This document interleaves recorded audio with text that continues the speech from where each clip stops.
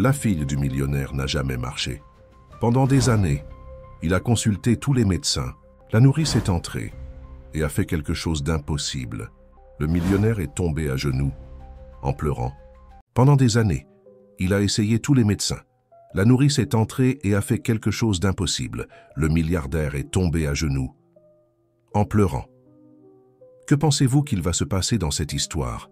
Commentez et n'oubliez pas de vous abonner à notre chaîne et dites-nous de quelle ville vous nous regardez. Écoutez bien ce que je vais dire. Ce sera la meilleure histoire que vous entendrez cette semaine. Si cette histoire vous émeut, devenez auditeur premium. Il y a des romans encore plus profonds, intenses et secrets. Cliquez sur « Devenir membre ». Maintenant et écoutez les meilleures histoires exclusives à petit prix. Accédez au lien dans la description ou dans le commentaire épinglé. Dans l'imposante demeure de Neuilly-sur-Seine, l'un des quartiers les plus exclusifs de Paris, le luxe côtoyait la solitude. Les rayons dorés du soleil couchant traversèrent les fenêtres françaises, illuminant les meubles en bois noble et le sol en marbre italien. Dans ce décor digne d'un magazine de décoration, Juliette Martin, une femme de 32 ans aux yeux couleur miel, qui portait le poids d'une vie de lutte, terminait une journée épuisante de travail. Cela faisait 6 mois que Juliette avait obtenu l'emploi d'aide ménagère dans la demeure de Rodolphe Almeida, l'un des hommes d'affaires les plus puissants de France. Après un divorce compliqué, elle devait subvenir aux besoins de son fils Luc, un garçon de 9 ans, timide et observateur. Le travail dans la demeure payait mieux que ses emplois précédents, mais exigeait de longues journées qui la laissaient complètement épuisée. Ce vendredi-là, l'heure avançait déjà au-delà de ce qui était convenu. La gouvernante, Madame Mercedes, une dame à l'apparence sévère mais au cœur tendre, avait permis à Luc de rester dans l'espace réservé au personnel, pendant que Juliette terminait de polir l'argenterie du salon principal. Une réunion importante devait avoir lieu dans la demeure le lendemain, et tout devait être impeccable. « Maman, je peux finir mes devoirs ici? À l'école, ils ont dit qu'il faut les rendre lundi, » demanda Luc, serrant son cahier de mathématiques contre sa poitrine. Ses grands yeux curieux observaient les détails de la demeure avec fascination. « Oui, mon chéri, mais reste tranquille, d'accord? Si Monsieur Almeida apparaît, il n'aime pas que des enfants circulent dans la maison, » répondit Juliette, essayant de cacher sa fatigue dans sa voix. Luc acquiesça et s'installa dans un coin du salon, absorbé par ses chiffres et calculs. Il avait toujours été passionné par les mathématiques, résolvant des problèmes avancés pour son âge. Juliette était fière de son fils, bien qu'elle craignait de ne pas pouvoir lui offrir l'éducation qu'il méritait. L'horloge marquait. Presque 9 heures du soir lorsque Juliette termina son travail. Ses muscles lui faisaient mal, et le mal de tête qui avait commencé en milieu d'après-midi pulsait maintenant à ses tempes. En allant chercher Luc, elle le trouva endormi, sur son cahier, le crayon encore lâche entre ses petits doigts.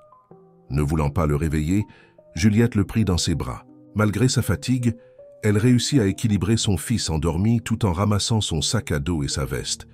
Elle devait attendre le bus qui la ramènerait dans son quartier de banlieue, avec encore 1 heure de trajet devant elle. En traversant le salon principal, Juliette décida de s'asseoir un moment sur le sol en marbre adossé au mur. « Juste 5 minutes pour reprendre des forces », pensa-t-elle. Le froid du marbre contrastait avec la chaleur du petit corps de Luc contre le sien. Sans s'en rendre compte, ses yeux lourds se fermèrent et la fatigue l'emporta. Rodolphe Almeida était connu dans le monde des affaires comme le calculateur. À 45 ans, il avait transformé l'entreprise technologique héritée de son père en un empire multinational. Grand avec des cheveux grisonnants aux tempes et des yeux bleus perçants, il maintenait une apparence impeccable qui correspondait à sa réputation de perfectionnisme et de froideur.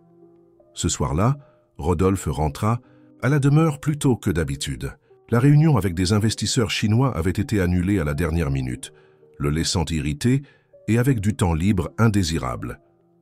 En entrant dans le salon principal, son regard capta quelque chose d'inhabituel. Une femme assise, par terre, serrant un enfant endormi dans ses bras. Son premier instinct fut l'indignation. Qui était cet employé qui dormait pendant son service? Il était sur le point d'appeler la gouvernante quand quelque chose le retint.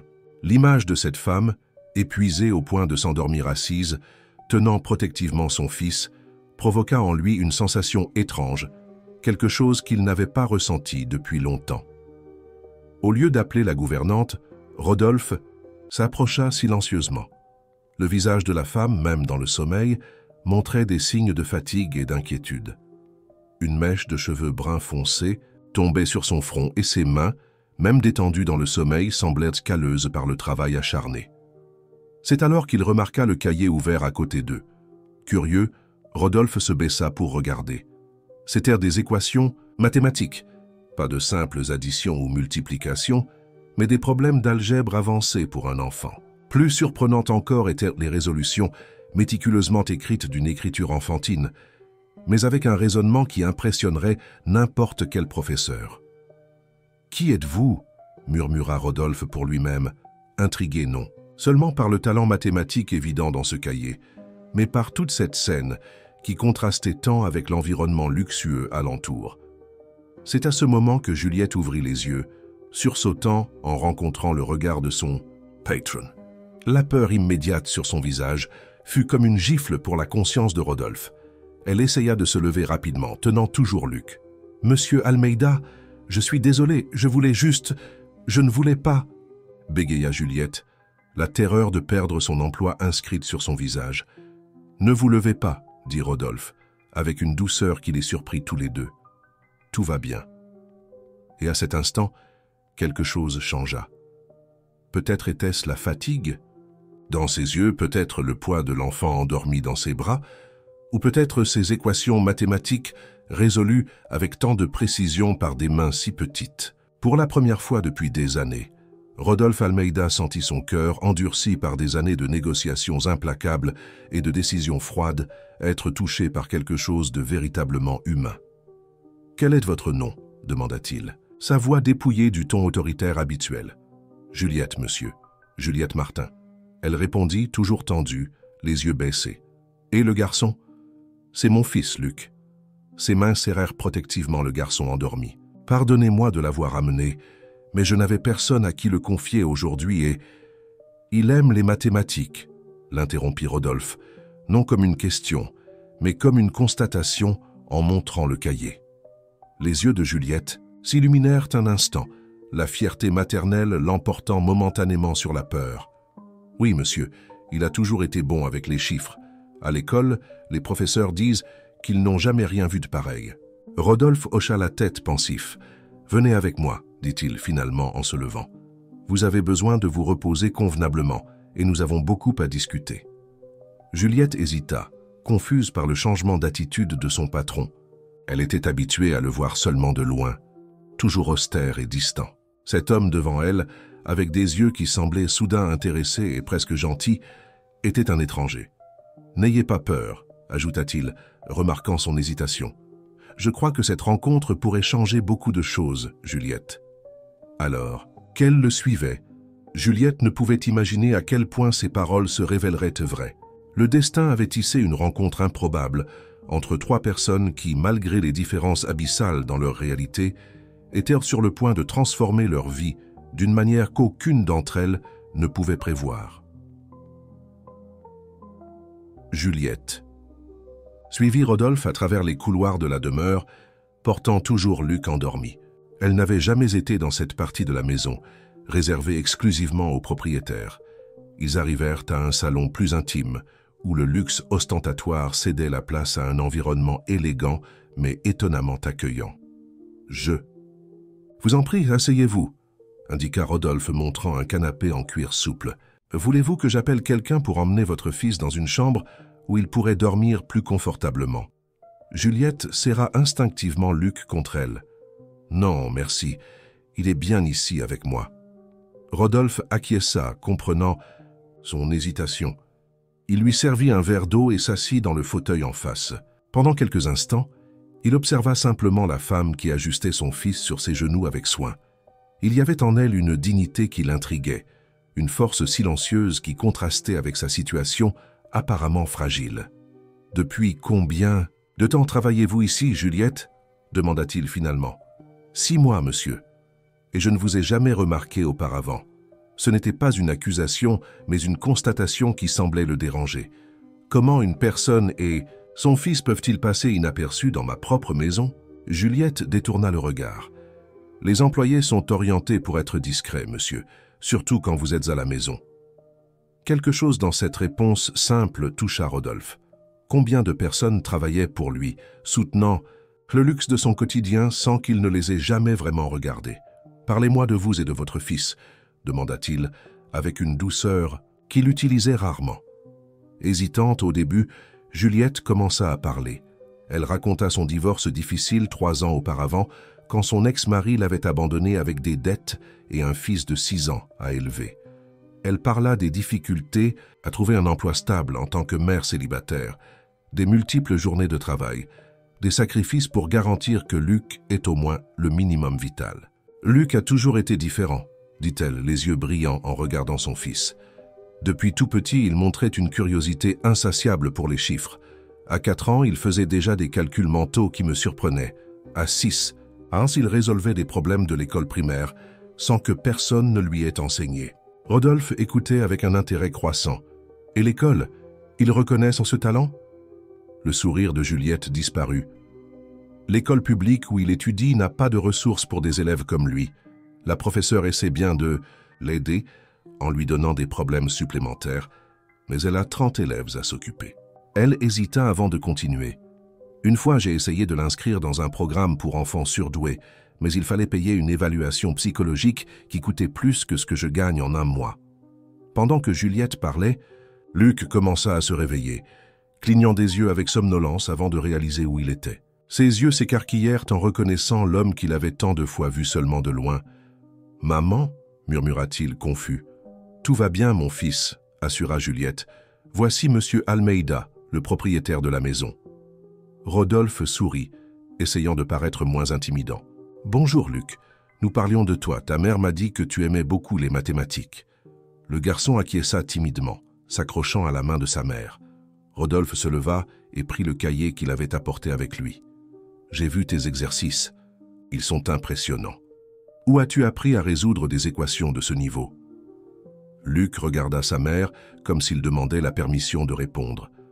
Quand elle acquiesça pour l'encourager, il dit « Je l'ai vu dans des vidéos sur Internet, à l'ordinateur de la bibliothèque municipale. Ensuite, j'ai emprunté des livres. Tu comprends ce que tu fais ou tu suis simplement les étapes ?» Le garçon fronça les sourcils, visiblement offensé. « Je comprends, monsieur. Je ne mémoriserai pas quelque chose qui n'a pas de sens. » Rodolphe sourit à la réponse franche. Il ouvrit le cahier à une page spécifique et montra une des équations. « Ce que tu as fait ici est une méthode avancée.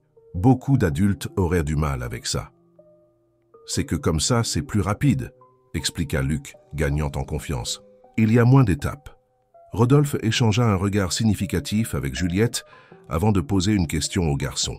« Si je te donne un nouveau problème, pourrais-tu le résoudre maintenant ?» Luc hésita à peine un instant avant d'acquiescer. Rodolphe prit un papier et un stylo de son bureau et écrivit une équation qu'il avait lui-même utilisée dans son master en ingénierie des années auparavant. Il la donna au garçon, qui la regarda attentivement avant de prendre le stylo. Juliette observait anxieuse, craignant que son fils puisse échouer devant cet homme puissant. Mais à sa surprise, Luc commença à travailler sur le problème avec une concentration totale, sa petite main se déplaçant avec assurance sur le papier. Après quelques minutes, il rendit le papier à Rodolphe. « Je pense que c'est ça, mais il y a 2 réponses possibles. » Rodolphe examina la solution et la surprise sur son visage était évidente. Non seulement le garçon avait correctement « résolu le problème », mais il avait identifié la nature duale de la réponse. Quelque chose que beaucoup de ses collègues à l'université auraient manqué. « C'est extraordinaire », murmura-t-il, regardant Luc avec un regard neuf. Il se tourna vers Juliette. « Votre fils a un don rare, Juliette. Un talent comme celui-ci ne peut pas être gâché. »« Je sais, » répondit-elle avec un mélange de fierté et de tristesse. « Mais nos circonstances. »« Les circonstances peuvent changer, » interrompit Rodolphe, une idée se formant dans son esprit. Il observa la mère et le fils pendant un moment, prenant une décision qui le surprit lui-même. « J'ai une proposition à vous faire. » À ce moment, Madame Mercedes, la gouvernante, apparut à la porte, clairement alarmée de voir l'employé de ménage et son fils confortablement assis avec le patron. « Monsieur Almeida, pardonnez l'intrusion. Je ne savais pas que vous étiez occupé. Tout va bien, Mercedes, répondit Rodolphe avec un calme qu'il montrait rarement avec les employés. En fait, j'ai besoin que vous vous occupiez de quelque chose. Madame Martin et son fils resteront dans la chambre d'hôte cette nuit. Il est trop tard pour qu'ils rentrent chez eux. La gouvernante ne put cacher sa surprise, mais acquiesça simplement. Immédiatement. Monsieur. Et Mercedes, ajouta Rodolphe, demain matin, je veux que vous replanifiez tous mes rendez-vous. J'ai des affaires importantes à traiter avec Madame Martin. Quand la gouvernante sortit, Juliette regarda Rodolphe avec un mélange de confusion et de méfiance. « Monsieur Almeida, je vous remercie pour votre gentillesse, mais nous n'avons pas besoin de vous déranger. Nous pouvons rentrer chez nous. »« Ce n'est aucun dérangement, » assura-t-il. « Et demain, je veux parler de l'avenir de Luc, et du vôtre aussi. » Tandis que Mercedes revenait pour les conduire à la chambre d'hôte, Juliette tenait fermement la main de son fils, incertaine de ce qui les attendait. Le changement soudain dans le comportement du patron, connu pour sa froideur, la laissait méfiante. Cependant, elle ne pouvait nier que pour la première fois depuis longtemps, elle ressentait une étincelle d'espoir. Dans la luxueuse chambre d'hôte, après avoir installé Luc dans le lit king-size qui semblait engloutir son petit corps, Juliette observait la nuit parisienne par la fenêtre. Les lumières de la ville clignotaient comme des étoiles terrestres, si proches et en même temps si éloignées de sa réalité. « Que s'est-il passé, maman » demanda Luc somnolent. « Pourquoi l'homme sérieux est-il gentil avec nous ?» Juliette sourit, s'asseyant à côté de son fils. « Je ne sais pas exactement, mon amour, mais je pense qu'il a vu quelque chose de spécial en toi. Il avait l'air triste, même en vivant dans une si belle maison. » observa le garçon avec la perspicacité typique des enfants. L'observation surprit Juliette. Elle n'avait jamais pensé à Rodolphe d'Almeida comme quelqu'un capable de tristesse. Dans son esprit, des hommes comme lui vivaient dans un monde à part, protégés par leur argent et leur pouvoir des douleurs communes aux mortels. Parfois, mon fils, les gens ont tout ce que l'argent peut acheter, mais il leur manque quelque chose qu'aucune richesse ne peut donner. Quoi ? Juliette embrassa le front de son fils. C'est quelque chose que chacun doit découvrir par lui-même. Tandis que Luc s'endormait, Juliette ne pouvait éviter une sensation de vertige face au changement soudain dans leur vie. Que pouvait vouloir un homme comme Rodolphe Almeida avec eux? Quelle serait cette proposition mentionnée? Et plus important, serait-il sûr de faire confiance à quelqu'un connu pour son calculisme dans les affaires? De l'autre côté de la demeure, Rodolphe contemplait l'horizon de la ville depuis son bureau privé, un verre de whisky intouché à la main. L'image de Juliette et Luc ne quittait pas son esprit. Quelque chose dans cette scène, la mère épuisée protégeant son fils talentueux, tous deux luttant contre les circonstances, avait réveillé des souvenirs qu'il avait passés des années à essayer de supprimer. « Qu'est-ce que je suis en train de faire ?» murmura-t-il pour lui-même. Ce n'était pas dans sa nature d'agir par impulsion ou de se laisser emporter par des émotions. En tant qu'homme d'affaires, chacune de ses décisions était méticuleusement calculée pour maximiser les gains et minimiser les risques. Mais cette nuit-là, pour la première fois depuis de nombreuses années, Rodolphe Almeida prenait une décision basée non sur la logique froide des chiffres, mais sur quelque chose de plus profond et presque oublié, sa propre humanité. Le lendemain matin apporta un ciel d'un bleu intense sur Paris, un contraste avec la pollution habituelle qui couvrait la ville. Juliette se réveilla désorientée. Le matelas moelleux et les draps en coton égyptien étaient des sensations inconnues pour son corps habitué à la simplicité. Pendant un moment, elle pensa qu'elle rêvait, jusqu'à ce que les souvenirs de la veille reviennent comme des flashs. L'extrême fatigue s'endormir sur le sol du salon, la rencontre avec Rodolphe Almeida. Luc était déjà réveillé, explorant timidement la chambre luxueuse. Ses yeux brillaient devant les détails qui passeraient inaperçus pour beaucoup. Le motif géométrique du papier peint, la symétrie parfaite du mobilier, les angles précis des cadres des tableaux. « Maman, tu as vu que le plafond a exactement 36 détails dans chaque section.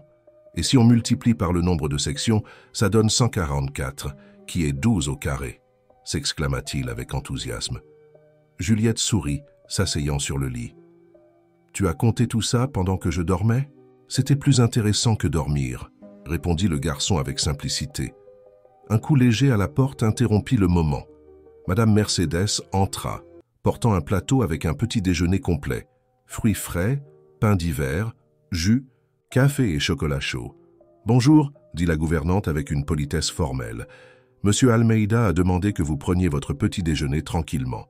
Il vous attendra dans la bibliothèque dans 1 heure. » Elle posa le plateau sur une table près de la fenêtre et ajouta « J'ai aussi apporté quelques vêtements qui pourraient vous aller. Ils sont neufs. » Juliette remarqua alors une pile de vêtements soigneusement pliés sur un fauteuil. « Mais ce n'est pas nécessaire. Nous avons nos propres vêtements. » La gouvernante offrit simplement un sourire poli. « Ce sont les ordres de Monsieur Almeida. Il aimerait que vous soyez confortable pour la conversation d'aujourd'hui. » Quand Mercedes sortit, Juliette examina les vêtements. Pour Luc, des ensembles de chemises et pantalons qui semblaient avoir été faits sur mesure. Pour elle, des robes simples mais élégantes, de tissus qu'elle ne pourrait jamais acheter avec son salaire. « Comment savait-il nos tailles » murmura-t-elle intriguée. « Peut-être qu'il a beaucoup de pouvoir, comme dans les films » suggéra Luc, attaquant déjà une pomme du plateau. 1 heure plus tard, vêtus des nouveaux vêtements qui leur allaient étonnamment parfaitement, Juliette et Luc furent conduits par un majordome jusqu'à la bibliothèque de la demeure.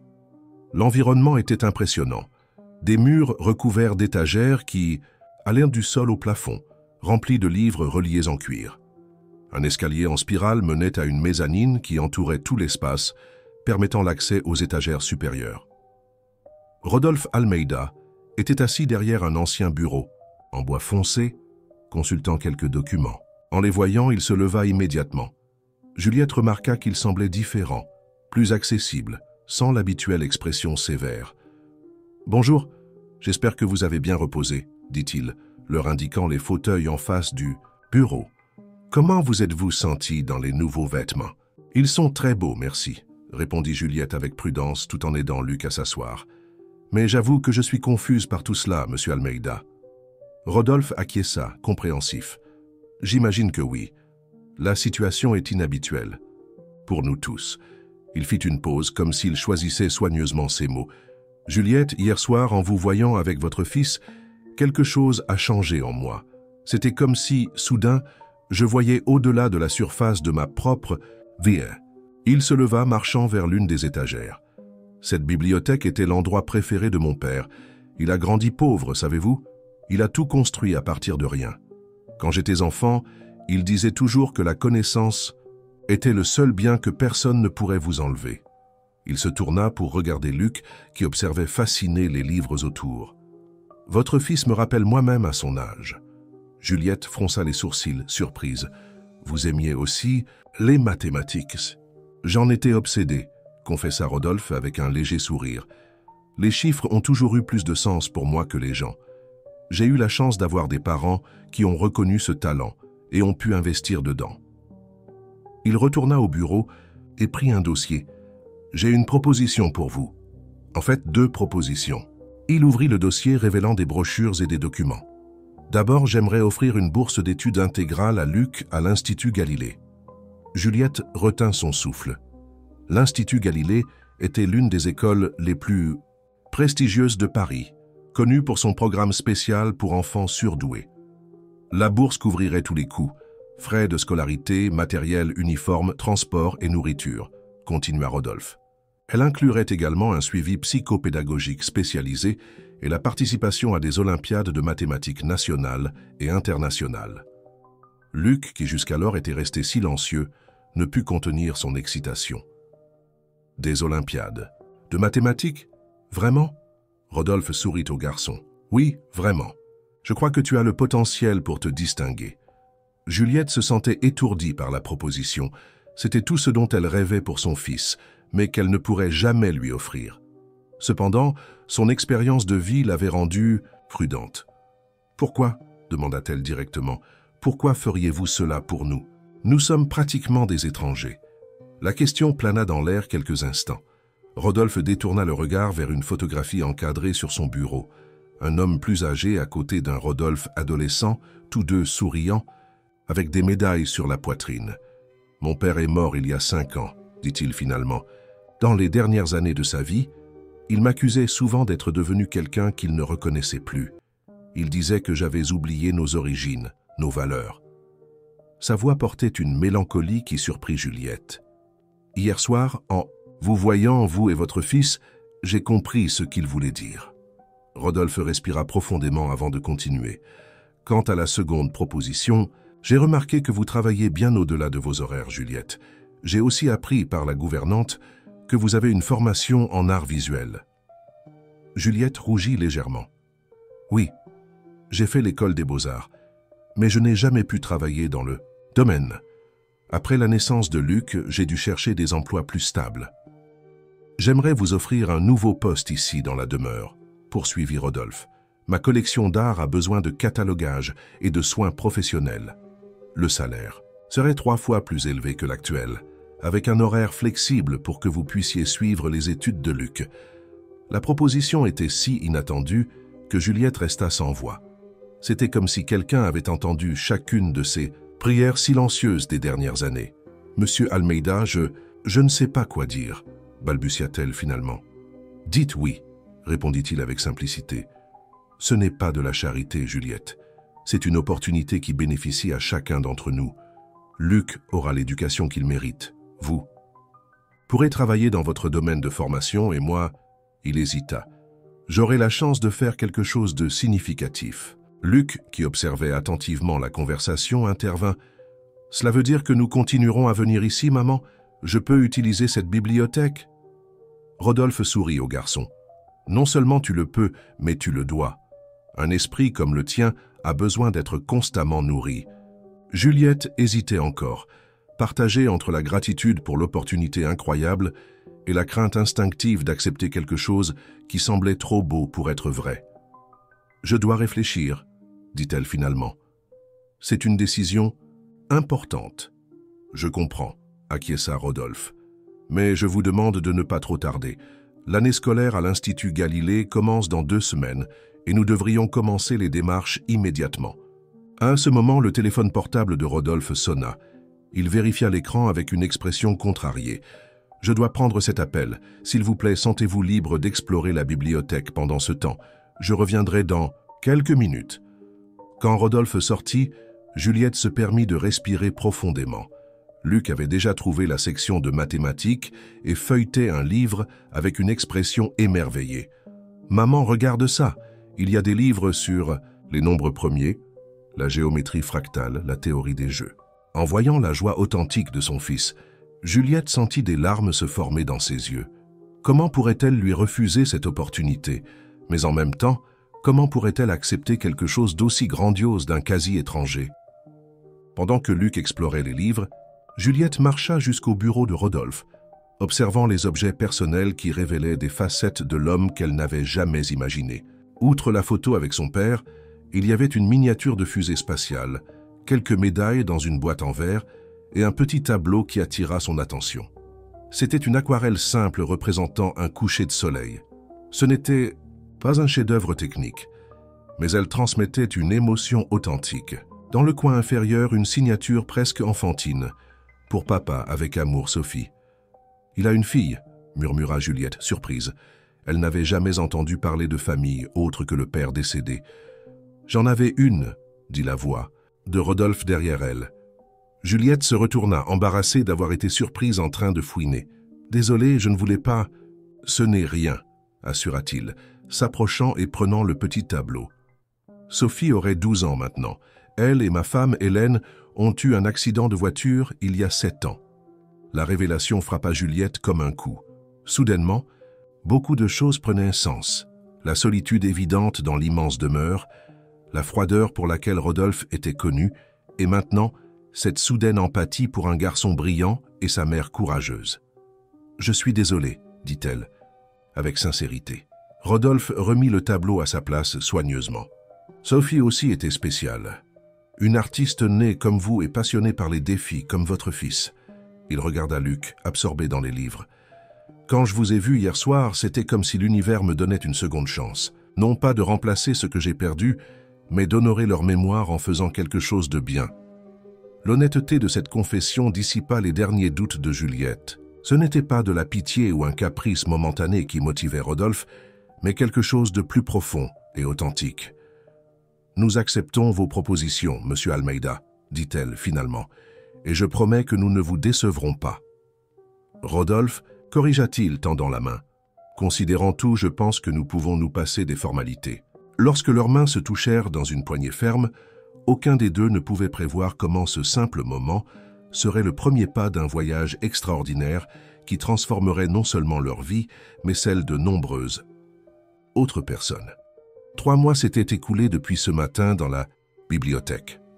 L'automne parisien couvrait la ville d'une palette de tons orangés, et la vie de Juliette et Luc s'était transformée de manière qui aurait semblé impossible auparavant. Luc s'épanouissait à l'Institut Galilée. Initialement, timide parmi ses nouveaux camarades, il trouva rapidement sa place dans les cours avancés de mathématiques et de sciences. Ses professeurs ne tarissaient pas d'éloges sur son raisonnement rapide et sa capacité à trouver des solutions innovantes à des problèmes complexes. En seulement 2 semaines, il avait été invité dans l'équipe olympique de l'école, se préparant pour des compétitions nationales. Quant à Juliette, s'adapter au nouveau poste exigeait un processus plus complexe. Des années à travailler, dans des fonctions qui n'avaient rien à voir avec sa formation, avaient ébranlé sa confiance en ses capacités artistiques.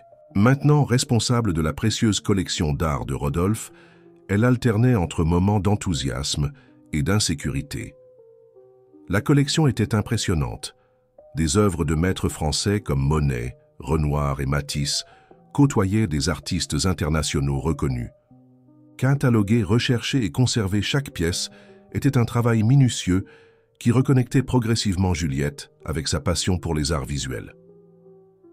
Cet après-midi de vendredi, Juliette travaillait dans l'atelier que Rodolphe avait fait préparer pour elle dans une des ailes ensoleillées de la demeure.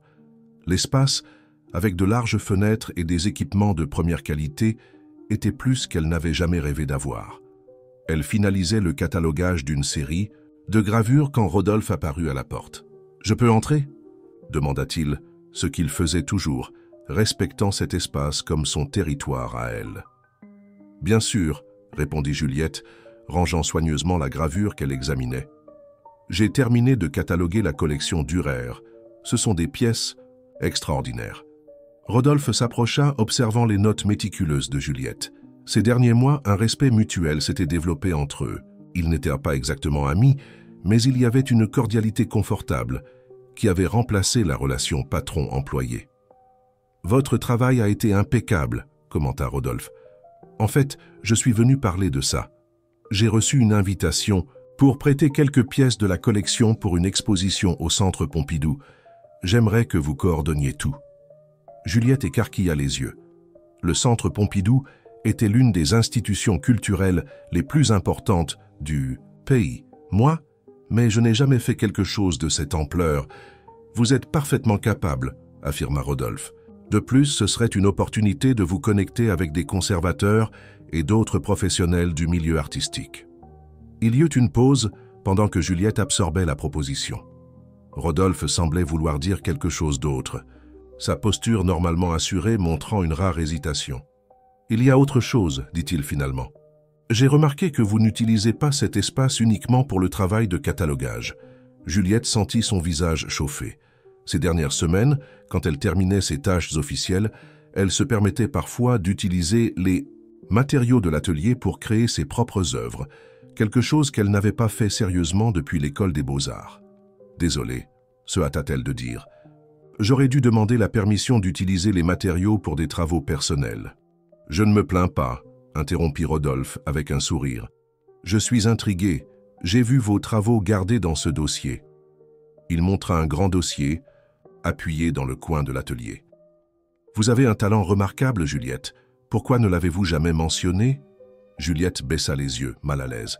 « Ce sont juste des expérimentations, rien de sérieux. »« Je ne suis pas d'accord, » répondit Rodolphe, marchant vers le dossier et le prenant. « Puis-je » Après un moment d'hésitation, Juliette acquiesça.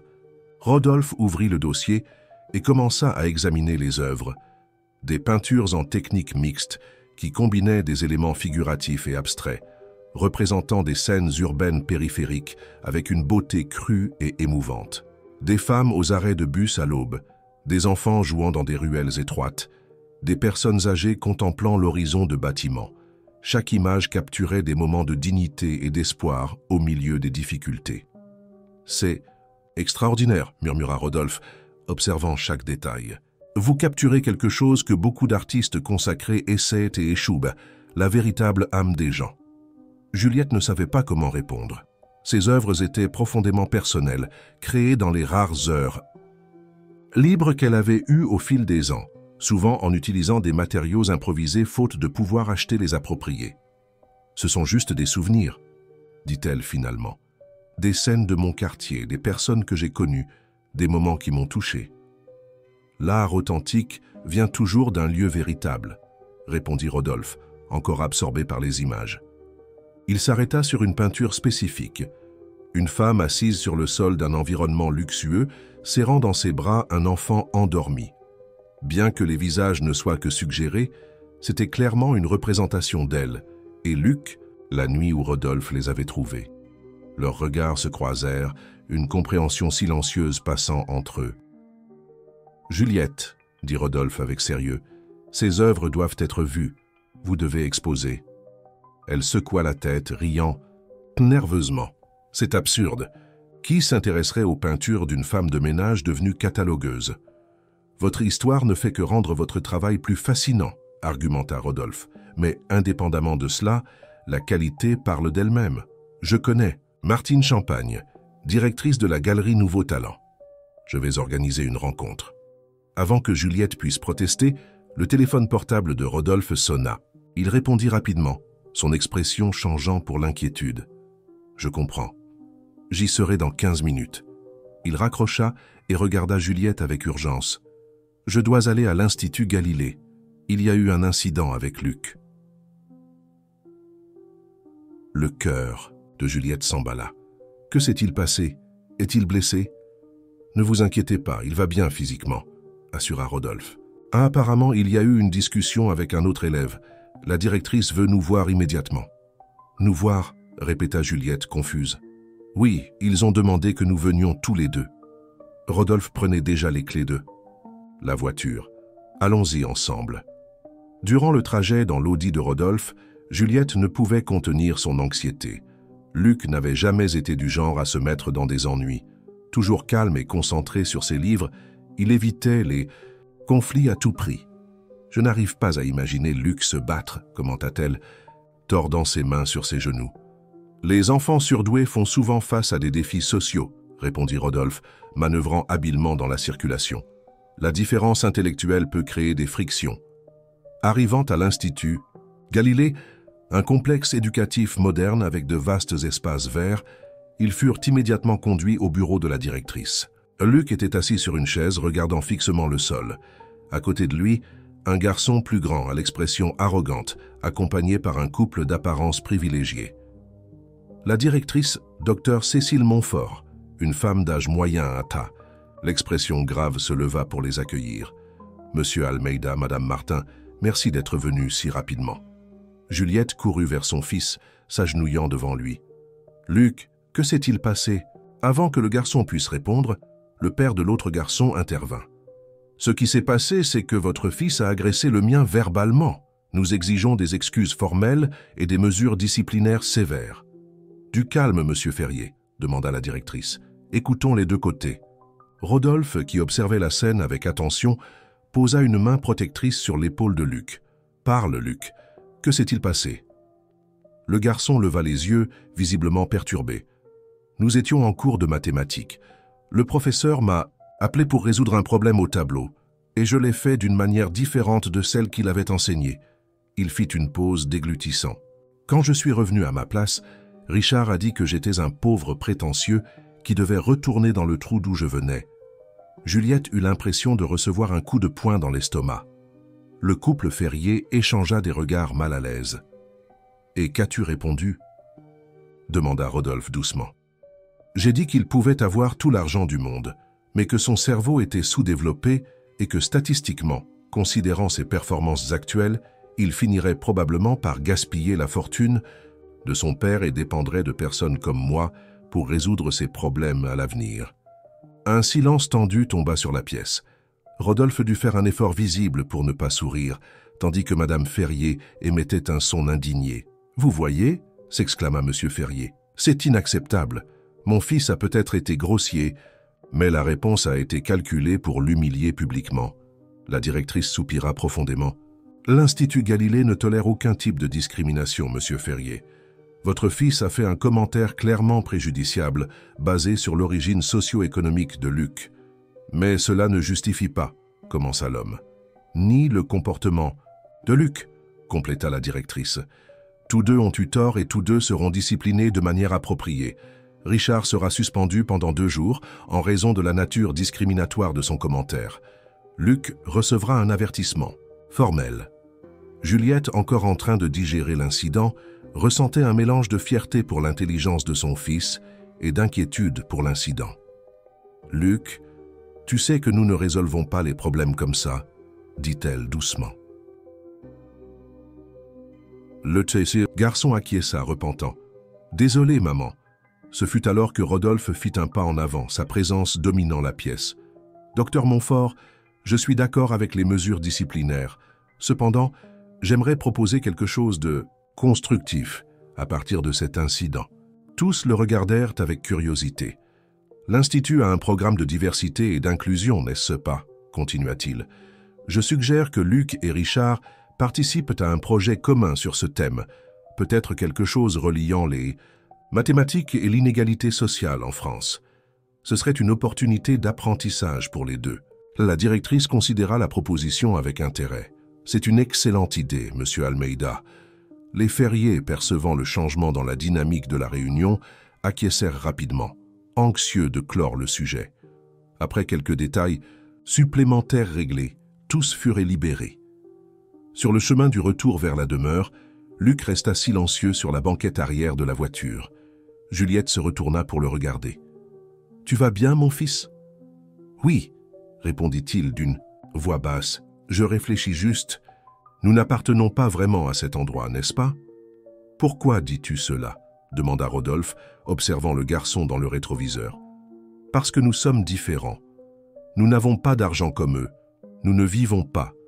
Dans de grandes maisons, nous ne voyageons pas à Disney pendant les vacances. » Juliette sentit un pincement au cœur, mais avant qu'elle puisse répondre, Rodolphe intervint. « Luc, laisse-moi te confier un secret. Personne n'appartient vraiment à un endroit jusqu'à ce qu'il décide de créer son propre espace. Les gens comme Richard essaient de définir qui appartient ou non sur la base de critères arbitraires, comme l'argent ou le nom de famille. Mais la véritable appartenance vient de ce que nous construisons avec notre esprit et notre caractère. » Le basse. Garçon réfléchit aux paroles. « Comment avez-vous réussi à appartenir alors ?» Rodolphe sourit légèrement. « J'essaie encore tous les jours, tout comme ta mère. » Juliette rencontra le regard de Rodolphe dans le rétroviseur, une compréhension silencieuse passant entre eux. À ce moment, elle réalisa que les barrières invisibles qui existaient encore, non seulement entre eux, mais entre chacun et ses propres rêves, commençaient lentement à se dissoudre. De retour à la demeure, tandis que Luc se retirait pour faire ses devoirs, Rodolphe retint Juliette dans le couloir. « À propos de ce dont nous parlions avant l'appel de l'école, j'ai fixé un rendez-vous avec Martine Champagne pour la semaine prochaine. Elle verra vos œuvres. »« Rodolphe, je ne sais pas si je suis prête pour cela, » hésita Juliette. « Vous êtes plus que prête, » affirma-t-il avec conviction. « Le monde a besoin de voir ce que vous voyez, Juliette. Les couleurs que vous discernez là où d'autres ne voient que des ombres. » Ce soir-là, dans le petit appartement de Montmartre, où Rodolphe avait insisté pour les installer, un endroit beaucoup plus confortable et proche de l'école de Luc, Juliette resta éveillée tard, contemplant les nouvelles possibilités qui s'ouvraient devant elle. Pinceau en main et une toile vierge, elle commença à donner forme à un nouveau tableau, une composition qui mélangeait le luxe froid de la demeure avec la chaleur humaine qui commençait à la remplir, des couleurs vives, émergeant des ombres. Les dîners. Bourdonnement de la galerie Nouveau Talent remplissait l'élégant espace au cœur du Marais. C'était un vendredi soir et l'exposition « Regard périphérique » de Juliette Martin célébrait sa soirée d'ouverture. 6 mois s'étaient écoulés depuis l'incident à l'école de Luc et la vie continuait à se transformer à un rythme accéléré. La rencontre avec Martine Champagne, directrice de la galerie, avait été un tournant.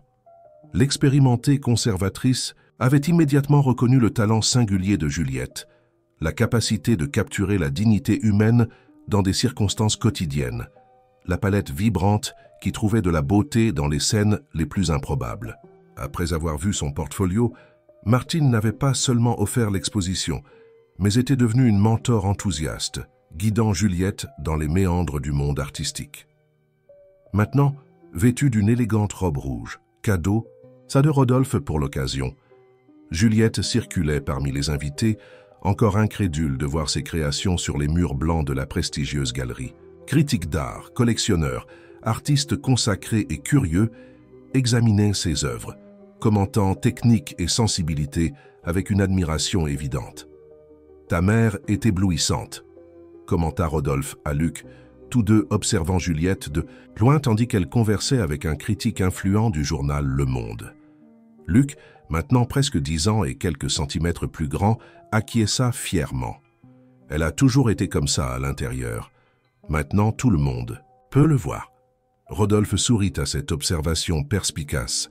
Ces derniers mois, il avait développé une affection sincère pour le garçon, qui d'une certaine façon remplissait un vide qu'il portait depuis la perte de Sophie. Ce n'était pas un remplacement, il savait que rien ne remplacerait sa fille, mais une nouvelle connexion qui rendait les jours plus significatifs.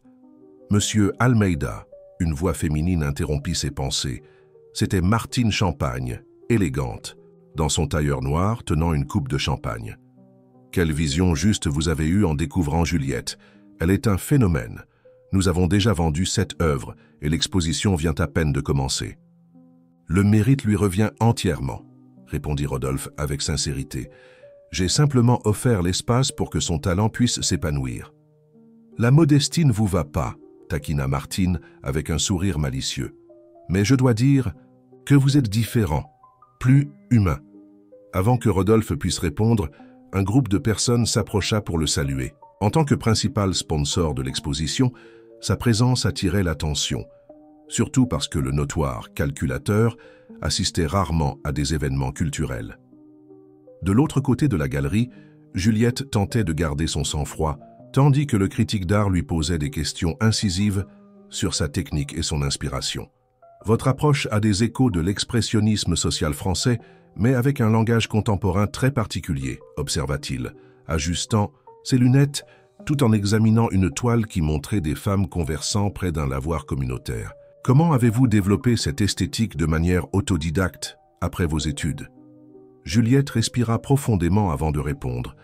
Martine lui avait conseillé de ne jamais minimiser son parcours, même quand elle ressentait de l'insécurité. En fait, la vie a été mon école d'art. Quand vous travaillez à 3 emplois pour subvenir aux besoins d'un enfant, vous observez des choses qui passeraient normalement inaperçues. La solidarité entre des personnes qui n'ont presque rien. La dignité maintenue dans des circonstances impossibles. Elle fit une pause, trouvant les mots justes. Je n'avais pas accès à des matériaux coûteux ou du temps pour des expérimentations élaborées. Cela m'a forcé à être direct et honnête dans chaque coup de pinceau. Le critique acquiesça, sincèrement impressionné. C'est précisément cette authenticité qui rend votre travail si percutant. Félicitations, Madame Martin. Je suivrai votre carrière avec grand intérêt. Quand il s'éloigna, Juliette s'accorda un moment de répit. Elle sentit une présence à ses côtés et se tourna pour trouver Rodolphe, qui lui offrait une coupe d'eau gazeuse. Il savait qu'elle ne buvait pas d'alcool. « Comment vous sentez-vous » demanda-t-il. « Comme si je rêvais », confessa-t-elle, acceptant la boisson. « Rien de tout cela ne semble réel. Il y a 1 an, je nettoyais votre maison, Rodolphe. Maintenant, je suis ici, avec toutes ces personnes analysant mon âme sur les murs. » « Vous avez toujours été destiné à ce moment, » répondit-il avec conviction. « Vous aviez seulement besoin de l'opportunité qui vous a été refusée pendant si longtemps. » Leurs regards se croisèrent pendant un instant prolongé, une tension subtile planant entre eux. Ces derniers mois, à mesure qu'ils travaillaient, c'est ensemble et partageaient davantage leur vie. Quelque chose au-delà de l'amitié avait commencé à fleurir. Aucun des deux ne mentionnait ou n'agissait selon ses sentiments, mais ils étaient là, grandissant silencieusement. « Maman !» La voix enthousiaste de Luc brisa le moment. « Cet homme en costume bleu vient d'acheter ton tableau préféré, celui de la femme à l'arrêt de bus. » Juliette sourit à son fils, caressant ses cheveux. « C'est vrai? Eh bien, j'espère qu'il en prendra bien soin. » Il a dit qu'il le placerait dans la salle principale de son bureau au 8e arrondissement pour que tout le monde puisse le voir. La soirée avança entre conversations, ventes et éloges. Vers 10 heures, quand la foule commença à diminuer, Rodolphe s'approcha de Juliette à nouveau. « Il y a quelqu'un que j'aimerais vous présenter, » dit-il, la conduisant vers un homme âgé dans un fauteuil roulant, accompagné par une infirmière. « Voici Michel André, mon mentor, et l'un des plus grands collectionneurs d'art du pays. » Le monsieur, qui devait avoir plus de 80 ans, avait des yeux vifs et perspicaces qui contrastaient avec son corps fragile. Il tendit une main tremblante à Juliette. « Mademoiselle Martin, quel plaisir de vous rencontrer. Votre art m'a fait sortir de chez moi après 2 ans de réclusion. Cela en soi est déjà un exploit. C'est remarquable. » Juliette serra sa main doucement, touchée par le geste. « C'est un honneur, monsieur André. »« Rodolphe m'a beaucoup parlé de vous, » continua le vieil homme, « mais même ces paroles enthousiastes n'ont pas rendu justice à votre talent. J'aimerais acquérir la série complète Mère de France. » Juliette cligna des yeux, abasourdie. La série, composée de 7 grandes toiles représentant des mères de différentes réalités sociales et ethniques du pays, était le point fort de l'exposition et la partie la plus chère. « Michel, » intervint Rodolphe, « vous n'avez pas besoin. »« Ne me dites pas ce dont j'ai besoin ou non, jeune homme, » coupa le vieil homme avec bonne humeur. « C'est encore moi qui décide où investir mon argent. Et je crois que mademoiselle Martin sera l'un des grands noms de l'art français dans les prochaines décennies. » La soirée se termina dans une ambiance de célébration. L'exposition avait été un succès retentissant, avec presque toutes les œuvres vendues et des critiques extrêmement positives. Quand les derniers invités partirent, il ne restait que Juliette, Luc, Rodolphe et Martine dans la galerie. « Un toast au nouveau phénomène de l'art français », proposa Martine, levant sa coupe.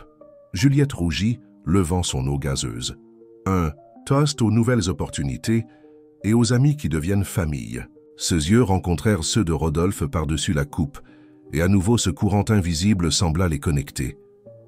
Le lendemain, alors que Juliette assimilait encore les événements de la veille, elle reçut un appel inattendu. C'était Madame Mercedes, la gouvernante de la demeure de Rodolphe.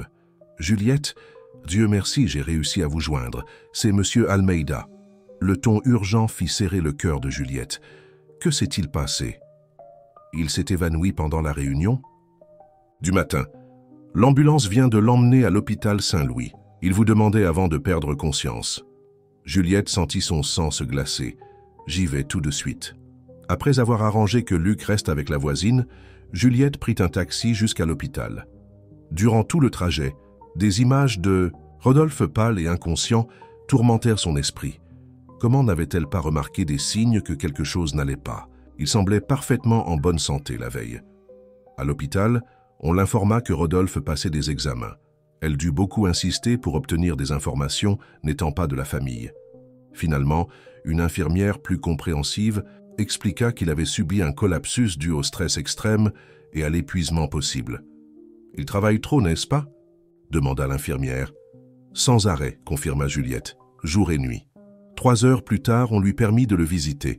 Elle trouva Rodolphe dans une chambre privée, connectée à des moniteurs, paraissant vulnérable d'une manière qu'elle ne l'avait jamais vu auparavant. « Salut !» dit-il d'une voix faible quand il la vit. « Désolé pour la frayeur. » Juliette s'approcha du lit, prenant sa main instinctivement. « Que s'est-il passé? Pourquoi ne m'avez-vous pas dit que vous ne vous sentiez pas bien? »« Je ne voulais pas gâcher votre soirée spéciale, » répondit-il. « Et puis, je pensais que c'était juste de la fatigue. » Le médecin qui entra ensuite apporta des nouvelles qui changèrent tout. Rodolphe n'avait pas seulement souffert de stress. Des examens préliminaires indiquaient un problème cardiaque qui nécessitait une attention immédiate. Une chirurgie serait nécessaire, suivie d'une longue période de récupération et de changements significatifs dans le style de vie. Pas de travail intense, pas de stress, pas de longs voyages pour les prochains mois, expliqua le médecin. Vous aurez besoin de soins spéciaux et d'un suivi constant. Quand ils furent de seuls à nouveau, Rodolphe semblait abattu, non par sa condition physique, mais par la perspective d'inactivité forcée. Comment vais-je gérer l'entreprise allongée dans un lit, murmura-t-il, plus pour lui-même que pour Juliette. Vous avez une équipe compétente, rappela-t-elle, et la technologie pour travailler à distance quand vous irez mieux. Ce n'est pas seulement ça. Il hésita, comme s'il décidait s'il révélait quelque chose d'important. Nous sommes au milieu d'une négociation cruciale avec des investisseurs chinois. Si je montre le moindre signe de faiblesse, ils pourraient reculer. Des années de travail perdues. Juliette serra sa main. Vous n'êtes pas seul dans cette épreuve. Rodolphe, je vais vous aider. Il la regarda surpris. Comment? Je ne sais pas exactement encore, mais nous trouverons une solution ensemble. Elle fit une pause, respirant profondément. Vous avez changé ma vie et celle de Luc. Vous nous avez donné une chance quand personne d'autre ne l'aurait fait. Maintenant, c'est notre tour de vous rendre l'appareil. Dans les jours qui suivirent, pendant que Rodolphe subissait l'opération et commençait sa récupération, Juliette organisa une opération complexe. Avec ses conseils et l'aide de la compétente assistante exécutive Anne-Louise, elle réussit à maintenir l'apparence de normalité dans les affaires. Des vidéoconférences étaient réalisées depuis l'hôpital, avec des décors virtuels qui ne révélaient pas où Rodolphe se trouvait réellement. Des documents allaient et venaient, des décisions étaient prises et progressivement, Juliette commença à comprendre l'empire commercial qu'il avait construit. 2 semaines. Après l'opération, quand Rodolphe reçut son congé, vint la question inévitable. Où resterait-il pendant sa récupération? Sa demeure, bien que luxueuse, était trop grande et impersonnelle pour quelqu'un qui avait besoin de soins constants. « Venez chez nous », proposa Juliette, surprenant les deux avec la suggestion. « L'appartement a une chambre d'amis, et nous serons à proximité pour aider en cas de besoin. »« Je ne peux pas vous imposer cela, » protesta Rodolphe. « Je peux engager des infirmiers à plein temps. »« Les infirmiers ne sont pas de la famille, » répondit-elle simplement. « Et vous avez besoin d'un foyer maintenant, pas seulement de soins médicaux. » C'est ainsi que Rodolphe Almeida, le puissant homme d'affaires connu comme le calculateur, finit par déménager temporairement dans l'appartement de 3 chambres à Montmartre. Luc céda sa chambre au convalescent, excité à la perspective de dormir sur le canapé-lit du salon pendant quelques semaines. Au fil des jours, une routine s'établit. Juliette coordonnait les soins médicaux et gérait les engagements professionnels de Rodolphe, tandis que Luc, toujours curieux, aidait avec de petites tâches et divertissait souvent l'homme d'affaires avec des défis mathématiques et des conversations sur les étoiles. Un intérêt qu'il découvrirait partager. Un soir, alors que Luc dormait déjà et que Juliette organisait les médicaments du lendemain, Rodolphe l'observait depuis le fauteuil où il était assis. « Pourquoi faites-vous tout cela pour moi, Juliette ?» demanda-t-il soudainement. Elle le regarda, surprise par la question directe. « Vous feriez la même chose pour moi. »« Je n'en suis pas si sûr, » répondit-il avec honnêteté. « Avant de vous connaître, vous et Luc, je ne me souciais pas vraiment de qui que ce soit. Je vivais pour le travail, pour conquérir plus, prouver davantage, comme si cela pouvait combler le vide qu'Hélène et Sophie avaient laissé. » Juliette s'assit sur le bord du lit, proche de lui. « Et maintenant ? Maintenant, je comprends ce que mon père essayait de me dire avant de mourir, que je m'étais perdu quelque part en chemin. Ses yeux rencontrèrent les siens. Vous m'avez ramené, Juliette, vous et Luc. » Le moment était chargé d'émotions. Juliette sentait son cœur s'accélérer, consciente qu'ils étaient au bord de quelque chose qui changerait tout entre eux. Mais avant qu'elle puisse répondre, le téléphone sonna, brisant le charme. C'était Anne-Louise, l'assistante de Rodolphe, avec des nouvelles urgentes. Les investisseurs chinois insistaient pour une réunion en personne, méfiant des constantes vidéoconférences. Ils voulaient voir Rodolphe personnellement avant de signer le contrat final. « Dites que j'y serai », affirma Rodolphe, ignorant les protestations de Juliette concernant son état. « Vous ne pouvez pas faire ça » s'exclama-t-elle après qu'il eut raccroché. Le médecin a été clair sur les risques. « Je n'ai pas le choix », répondit-il déterminé. « Cet accord représente l'avenir de milliers d'emplois. Je ne peux pas tout mettre en péril à cause de ma santé. » Juliette le fixa, reconnaissant l'expression obstinée qu'elle avait déjà vue auparavant. « Alors vous n'irez pas seul, j'irai avec vous. » La réunion était prévue dans 3 jours, tandis que Rodolphe se préparait, se forçant au-delà des limites recommandées par les médecins. Juliette réalisait que quelque chose de plus profond était en jeu.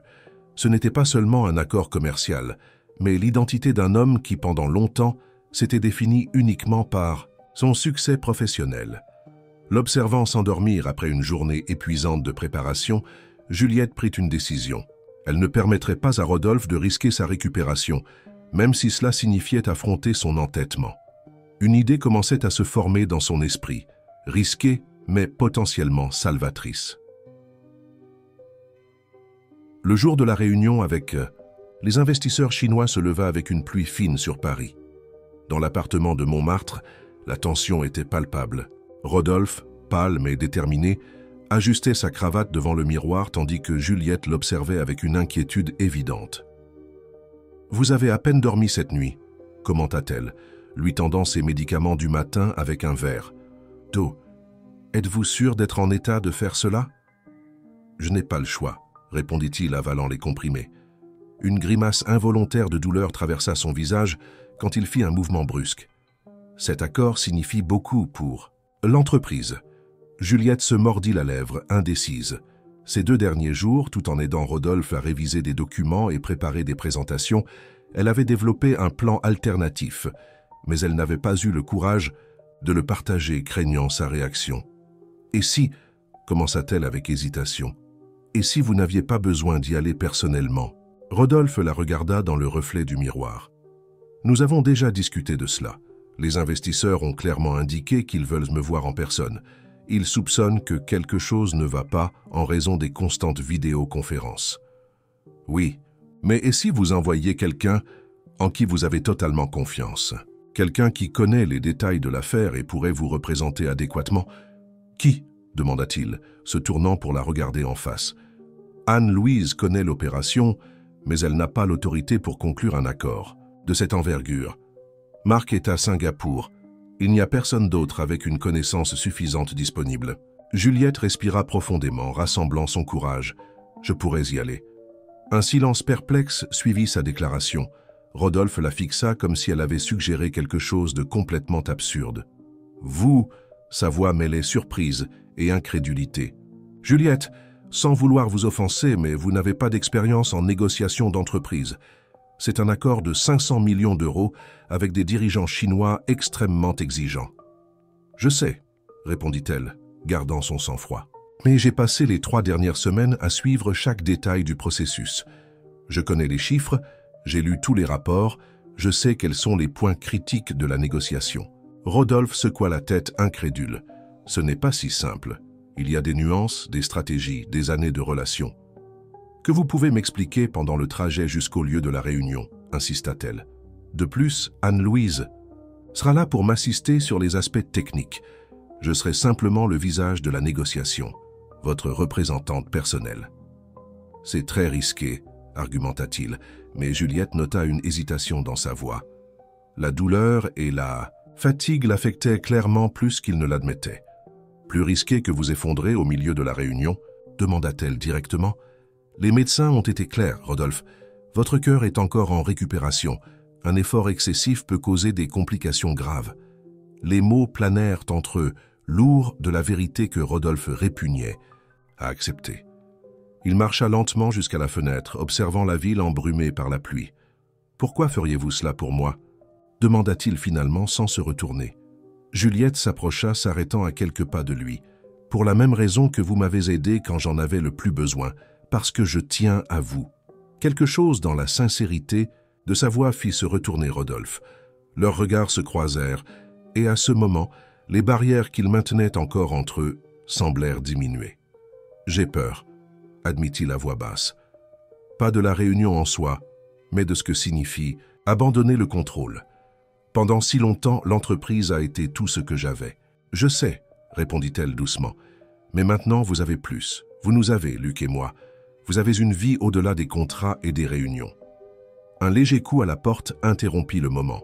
C'était Luc, déjà habillé pour l'école, le sac à dos sur les épaules. « Oncle Rodolphe, vous allez vraiment à la réunion ? Le médecin a dit que vous devez vous reposer. » Le garçon parlait avec la franchise typique des enfants, mais son ton révélait une préoccupation sincère. Rodolphe regarda le garçon qui, ces derniers mois, était devenu si important dans sa vie. Puis Juliette, dont la détermination Et la force l'avait surpris à maintes reprises. « En fait, dit-il finalement, ta mère ira à ma place. » Les yeux de Luc s'écarquillèrent. « Vraiment, mais elle n'est pas femme d'affaires. »« Non, acquiesça Rodolphe avec un petit sourire, mais c'est la personne la plus capable et courageuse que je connaisse. Et parfois, Luc, c'est plus important que n'importe quel diplôme ou expérience. » 2 heures plus tard, au siège imposant d'Almeida Technologies dans le 8e arrondissement, Juliette affrontait sa propre nervosité, tandis qu'elle était briefée par l'assistante exécutive Anne-Louise. Vêtue d'un élégant tailleur féminin, un autre cadeau de Rodolphe, elle se sentait comme une actrice sur le point d'entrer en scène pour le rôle le plus important de sa vie. Les représentants de Honglei Tech sont traditionnels, mais pas inflexibles, expliquait Anne-Louise, lui remettant un dossier avec les derniers détails. Monsieur Zhang, qui dirige la délégation, valorise particulièrement l'honnêteté. S'il y a quelque chose que vous ne savez pas répondre, il vaut mieux l'admettre et promettre un retour ultérieur que d'essayer d'improviser. Juliette acquiesça, absorbant chaque information comme une éponge. Dans la poche intérieure de sa veste, elle portait une petite oreillette presque invisible. Rodolphe suivrait la réunion à distance, prête à l'orienter dans les moments critiques. « Ils sont arrivés », annonça Anne-Louise, vérifiant son téléphone portable. « Ils montent maintenant. » Respirant profondément, Juliette se positionna. « Allons-y. » La délégation chinoise consistait en 5 dirigeants, menés par le sérieux monsieur Zhang. Quand ils entrèrent dans la salle de réunion, leurs regards révélèrent la surprise de voir une femme inconnue à la place de Rodolphe Almeida. « Bienvenue chez Almeida Technologies », salua Juliette en anglais fluide, tendant la main. « Je suis Juliette Martin, représentante personnelle de monsieur Almeida. Il regrette de ne pouvoir être présent en raison d'engagements incontournables, mais m'a confié plein pouvoir pour finaliser notre accord. » Femme Zhang accepta la salutation avec politesse, mais son expression révélait de la méfiance. « Nous espérions traiter directement avec monsieur Almeida. Il nous avait garanti sa présence. »« Je comprends votre préoccupation, » répondit Juliette. Calmement. « Monsieur Almeida a eu un imprévu de dernière minute, mais je vous assure que je suis complètement familiarisé avec tous les détails de la négociation et autorisé à prendre les décisions finales. » Après échange de cartes de visite et présentation formelle, tous s'assirent. Juliette pouvait sentir le scepticisme dans la salle, particulièrement de monsieur Zhang, qui l'observait avec une attention analytique. « Mademoiselle Martin, » commença-t-il, « nous, chez Honglei Tech, valorisons les relations à long terme. Monsieur Almeida nous a personnellement garanti certaines conditions. Comment pouvons-nous être sûrs que vous représentez vraiment ses intérêts ?» C'était la question que Juliette redoutait, mais pour laquelle elle était préparée. Dans son oreille, la voix de Rodolphe murmura « Montrez la lettre. »« Monsieur Zhang, » répondit-elle, sortant une enveloppe du dossier. « Je comprends parfaitement votre préoccupation. Monsieur Almeida l'a anticipé et a préparé ce document pour vous. » Elle remit l'enveloppe scellée qui contenait une lettre manuscrite de Rodolphe, confirmant non seulement l'autorité de Juliette pour la négociation, mais aussi des détails personnels de la dernière réunion entre eux à Shanghai, des informations que seul Rodolphe pourrait connaître. Tandis que M. Zhang lisait la lettre, Juliette continua. « De plus, j'ai préparé une présentation détaillée abordant les dernières questions soulevées par votre équipe technique concernant l'intégration des systèmes. » Durant les 2 heures suivantes, Juliette conduisit la réunion avec un mélange de connaissances techniques, soigneusement étudiées ces dernières semaines, et une habileté naturelle à se connecter avec les gens. Là où Rodolphe aurait été direct et pragmatique, elle apporta une touche personnelle, percevant les préoccupations non verbalisées des dirigeants chinois et les abordant avec sensibilité. À un moment crucial, quand la discussion sur la propriété intellectuelle menaça de bloquer le progrès, la voix de Rodolphe suggéra dans son oreille « Offrez l'accord de licence croisée que nous avons préparé comme plan de secours. » Mais Juliette, sentant la véritable préoccupation des Chinois, prit une direction différente. « Monsieur Zhang, je crois que le cœur de la question n'est pas seulement la propriété intellectuelle en soi, mais la garantie que les 2 entreprises puissent continuer à innover sans restrictions inutiles. Que proposeriez-vous si vous étiez à la place de monsieur Almeida ?» L'approche surprit tout le monde, y compris Rodolphe, qui murmura un « Que faites-vous » inquiet dans son oreille. Mais l'effet fut immédiat. Monsieur Zhang, traité comme un partenaire égal dont l'opinion était valorisée et non juste comme un adversaire dans une négociation, s'ouvrit à un dialogue plus honnête. « En Chine, nous valorisons l'harmonie dans les affaires », répondit-il après une pause réfléchie. « Peut-être qu'un comité conjoint d'innovation, avec des représentants des deux entreprises, pourrait superviser le développement de nouvelles technologies dérivées du partenariat. » C'était une solution que personne n'avait envisagée auparavant, pas même Rodolphe dans ses préparations extensives. Juliette sourit, reconnaissant la sagesse de la proposition. « Je pense que M. Almeida apprécierait beaucoup cette approche collaborative, » répondit-elle. « Nous pouvons détailler la structure de ce comité dans le cadre de l'accord final. » À la fin de la réunion, l'ambiance s'était complètement transformée. Ce qui avait commencé avec méfiance avait évolué vers un respect mutuel. Quand les dirigeants chinois prirent congé, M. Zhang fit quelque chose d'inattendu. Il invita Juliette à un dîner informel ce soir-là. « Ce serait un honneur de mieux vous connaître, mademoiselle Martin. Nous rencontrons rarement des négociateurs qui comprennent si bien l'équilibre entre fermeté et flexibilité. » Après le départ de la délégation, Juliette se détendit enfin dans son fauteuil, épuisée mais euphorique. Anne-Louise la regardait avec une admiration non dissimulée. « Vous avez été incroyable. Je n'ai jamais vu M. Zhang aussi réceptif. » À l'appartement, Rodolphe attendait anxieusement le retour de Juliette. Quand elle arriva enfin, il l'accueillit à la porte, le visage tendu d'expectative. « Alors, comment ça s'est passé? J'ai perdu la connexion dans les dernières minutes. »« Nous avons signé le mémorandum préliminaire, » annonça-t-elle, montrant le document. « La version finale sera finalisée demain et ils ont invité notre équipe technique pour une visite dans leurs installations en Chine le mois prochain. » Le soulagement sur le visage de Rodolphe était visible. « Vous avez réussi. Vous avez vraiment réussi. »« Nous avons réussi, » corrigea-t-elle. « Vos conseils ont été fondamentaux. » Il secoua la tête, admiratif. « Vous êtes allé au-delà. » « À des conseils, Juliette. Cette approche avec le comité conjoint d'innovation, c'était brillant, je n'y aurais jamais pensé. » Juliette sourit, enlevant ses chaussures à talons qui la gênaient après des heures d'utilisation. « Peut-être parce que vous êtes si habitué à voir les négociations comme des batailles à gagner. J'ai vu cela comme une conversation entre personnes qui, au fond, veulent la même chose. » Rodolphe l'observa d'un regard neuf. Cette femme qui, moins d'un an auparavant, nettoyait sa maison, venait de conclure le plus grand accord international de son entreprise en utilisant une approche que lui, avec toute son expérience, n'avait pas envisagée. « Vous devriez diriger notre département. »« De négociations internationales, » dit-il mi-plaisantant, mi-sérieux. Juliette rit, s'asseyant sur le canapé. « Je crois que je vais rester avec mon art, merci. Bien que ce fût une expérience fascinante. » Rodolphe s'assit à côté d'elle, plus près que d'habitude. « Savez-vous ce qui m'est venu à l'esprit aujourd'hui, en vous écoutant mener cette réunion avec tant de naturel? Quoi?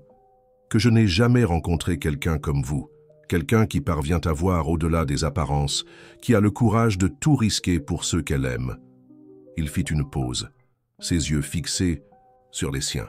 « Quelqu'un qui me donne envie d'être une meilleure personne. » Le cœur de Juliette s'accéléra. Sa proximité, les mots, le moment, tout semblait intensément intime. « Rodolphe, vous n'avez pas besoin de dire quoi que ce soit maintenant, » l'interrompit-il doucement.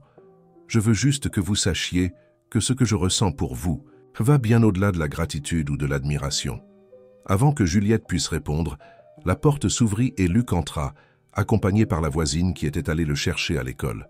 « Maman, comment s'est passée la réunion? Tu as parlé avec les Chinois? Ils t'ont comprise? Vous avez signé le contrat? » Les questions fusaient, typiques de sa curiosité insatiable. Juliette sourit, échangeant un regard complice avec Rodolphe. « Tout s'est bien passé, mon fils, mais c'est une longue histoire. Pourquoi ne préparerais-je pas un goûter pour nous trois et je te raconterai tout ?» Pendant qu'elle s'affairait dans la cuisine, préparant des sandwichs et du jus, Juliette réfléchissait à la transformation extraordinaire de sa vie. De femme de ménage à négociatrice internationale, d'artiste inconnue à nouvelles promesses, des arts plastiques, et maintenant ce sentiment florissant entre elle et Rodolphe, quelque chose qu'elle n'aurait jamais imaginé possible. De l'autre côté de la pièce, Rodolphe observait Juliette et Luc qui discutaient avec animation de leur journée. Pour la première fois depuis de nombreuses années, ils se sentaient véritablement en paix. L'entreprise qui avait été si longtemps le centre de son existence partageait maintenant l'espace avec quelque chose de bien plus précieux. Une famille qu'il avait trouvée quand il s'y attendait le moins.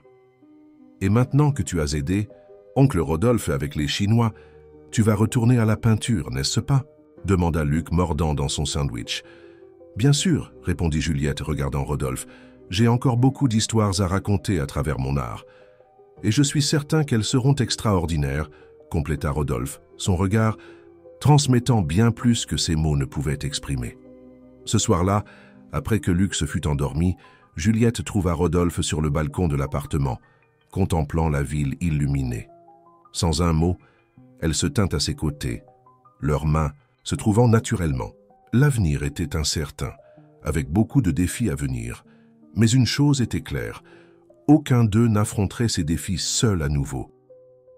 1 an s'était écoulé depuis la réunion avec les investisseurs chinois.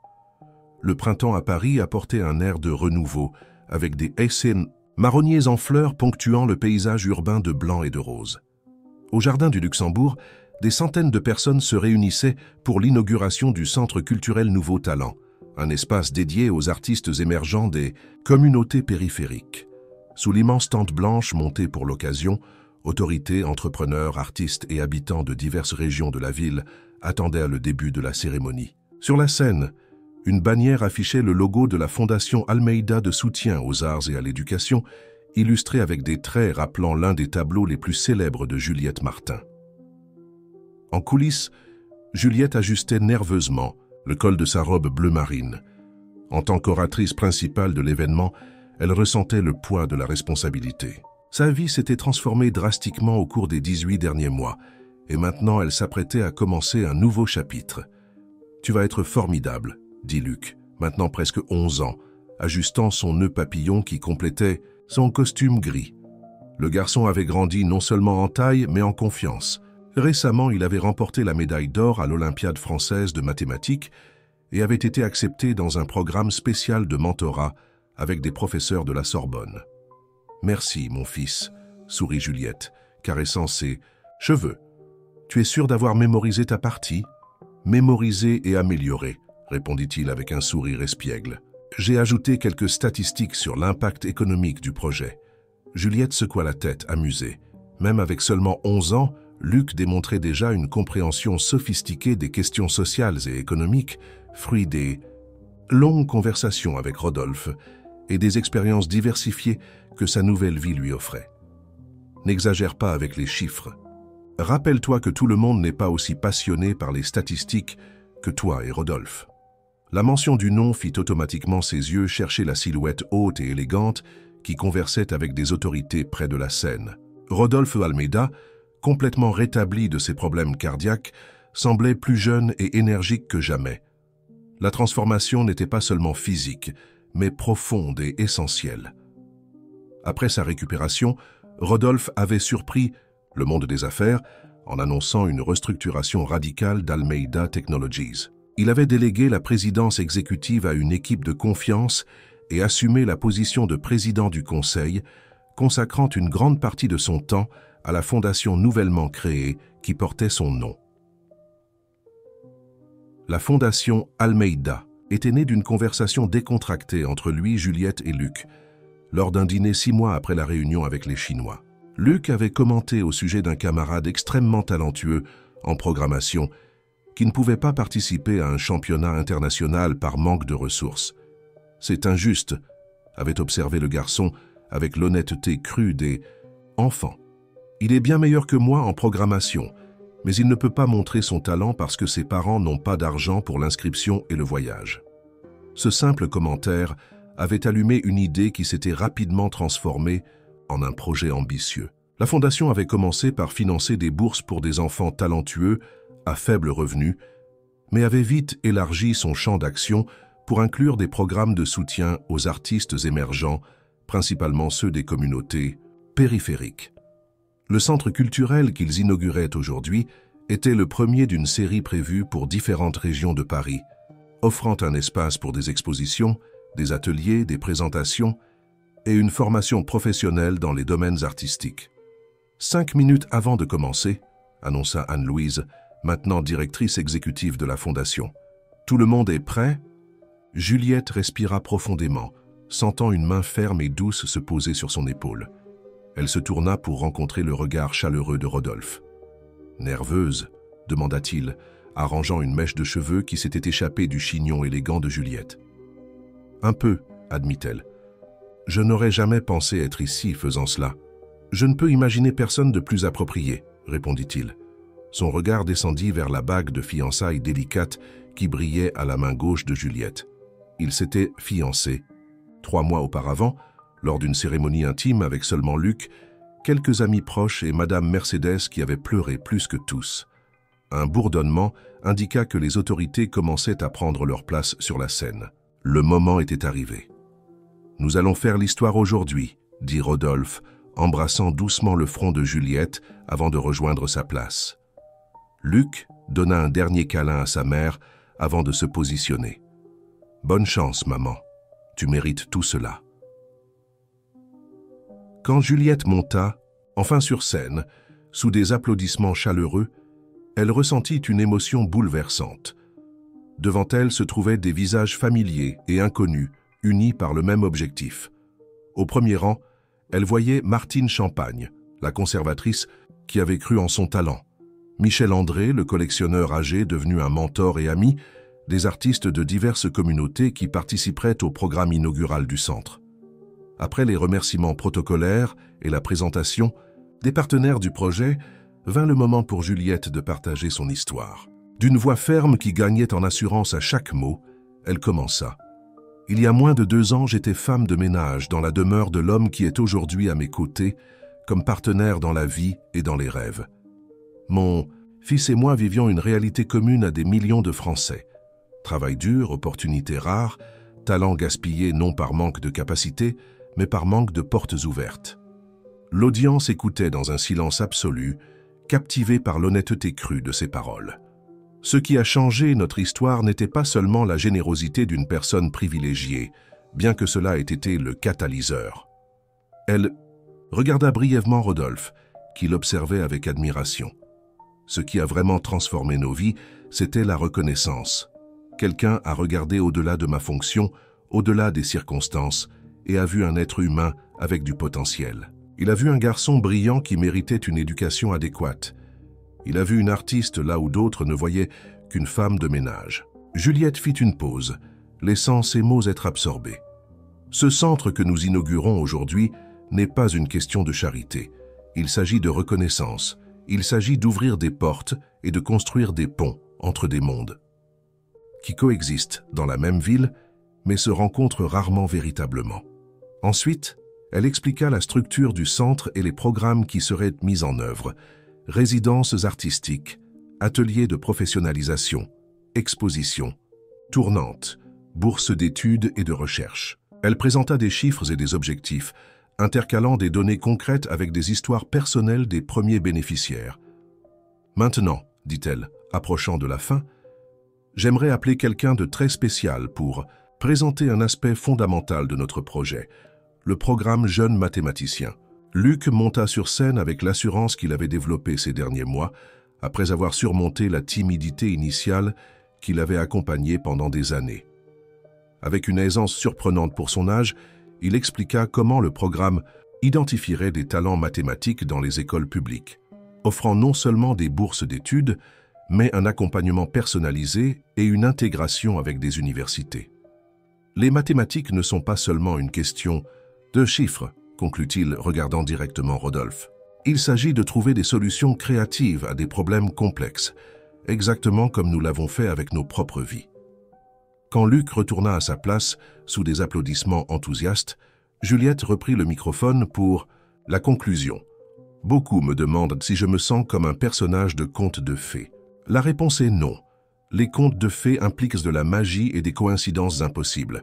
Notre histoire est profondément humaine, faite de rencontres significatives, de reconnaissance mutuelle et de beaucoup de travail. Elle fit une pause, son regard parcourant l'audience diversifiée. Le vrai miracle n'était pas qu'un milliardaire aide une employée et son fils. Le miracle était qu'un homme se permette d'être transformé par l'empathie, qu'une femme trouve le courage de montrer son talent au monde, qu'un garçon surmonte les barrières sociales pour développer son potentiel. Et maintenant, la plus grande transformation de toutes, utiliser nos privilèges et talents pour ouvrir des chemins pour d'autres. Rodolphe la rejoignit au centre de la scène, suivi par Luc. Ensemble, ils représentaient non seulement une famille en formation, mais un symbole de possibilité. Je déclare officiellement inauguré le Centre culturel Nouveau Talent, annonça Juliette, tandis qu'un tissu était retiré, révélant une plaque commémorative. L'audience éclata en applaudissements. Des journalistes prenèrent des photos, capturant le moment pour les nouvelles du lendemain. Tandis que les autorités s'approchèrent pour les félicitations formelles, Rodolphe murmura à l'oreille de Juliette « Vous m'avez sauvé, vous savez, pas seulement pendant ma maladie, mais de la personne vide que j'étais devenue. » Elle sourit, serrant sa main. « Nous nous sommes sauvés les uns les autres. C'est ainsi que ça fonctionne. » La cérémonie fut suivie par une visite guidée des installations du centre, où des œuvres d'artistes des périphéries parisiennes étaient exposées sur les murs fraîchement peints.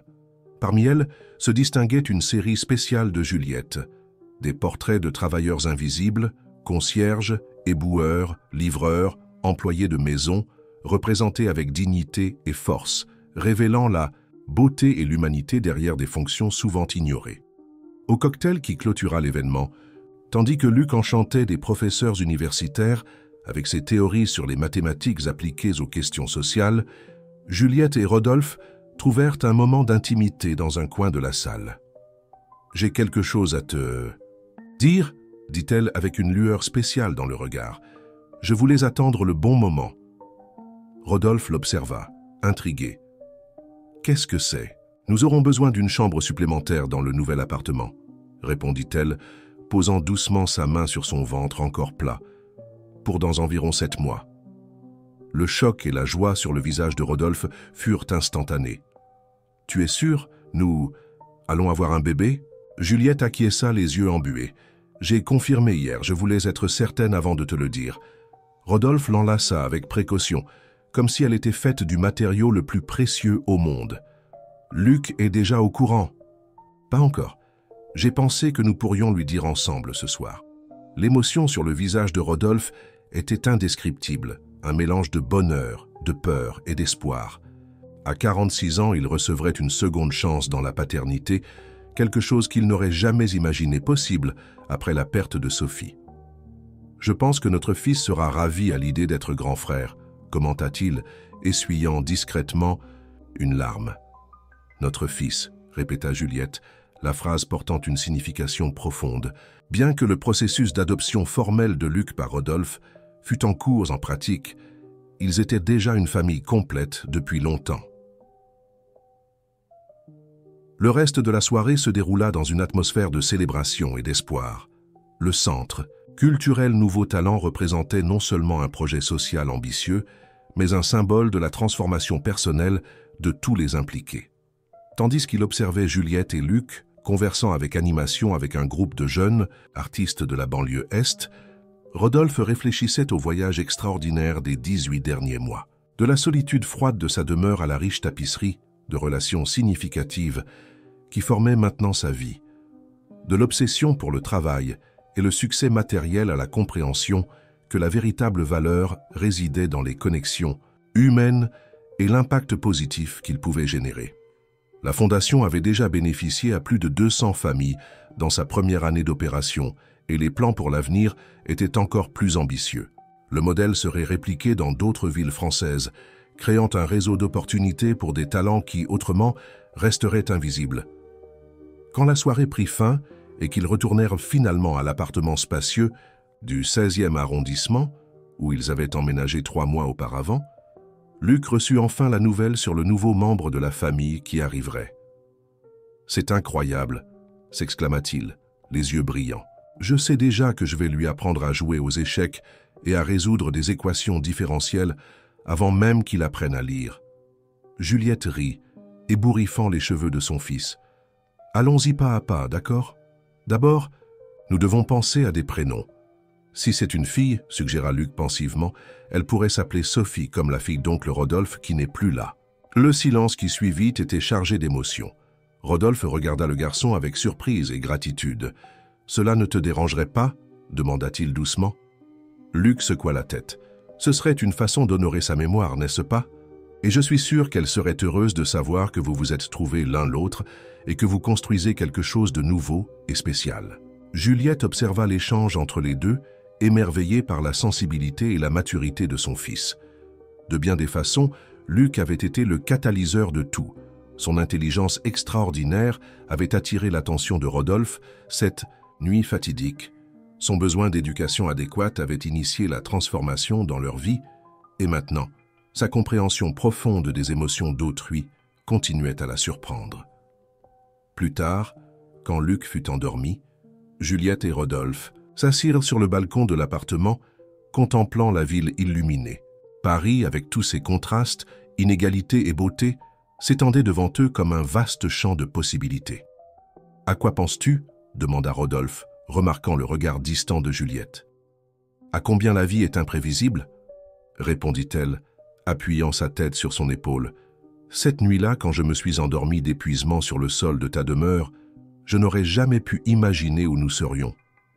Aujourd'hui, tu crois au destin ?» demanda-t-il, entrelaçant ses doigts aux siens. Juliette réfléchit un moment. « Je crois aux rencontres significatives, aux personnes qui entrent dans nos vies au bon moment, pour des raisons que nous ne comprenons pas toujours immédiatement. Comme un homme d'affaires solitaire et une artiste déguisée en femme de ménage, compléta-t-il avec un doux sourire. « Exactement. » Elle se tourna pour le regarder. « Tu sais, ce qui m'impressionne le plus dans notre histoire, ce n'est pas seulement toi qui nous as aidés, nous t'avons aussi sauvé d'une certaine façon. Vous m'avez donné beaucoup plus que je ne pourrais. »« Jamais rendre, » confirma Rodolphe. « Vous m'avez rappelé ce que c'est d'être véritablement humain. À l'horizon, les lumières de la ville clignotaient comme des étoiles terrestres, chacune représentant des vies, des histoires, des possibilités. Le Centre culturel Nouveau Talent n'était que le début. Ensemble, ils construisaient non seulement une famille, mais un héritage de transformation qui s'étendrait bien au-delà de leur propre vie. « À notre famille, » dit Rodolphe, levant symboliquement sa tasse de thé, « présente et future. »« Ah, notre famille !» fit écho Juliette, sentant la chaleur de la vie qui grandissait en elle. « Et à tous ceux dont nous toucherons les vies à travers notre travail. » La brise nocturne apportait le parfum des jasmins que Juliette avait plantés sur le balcon.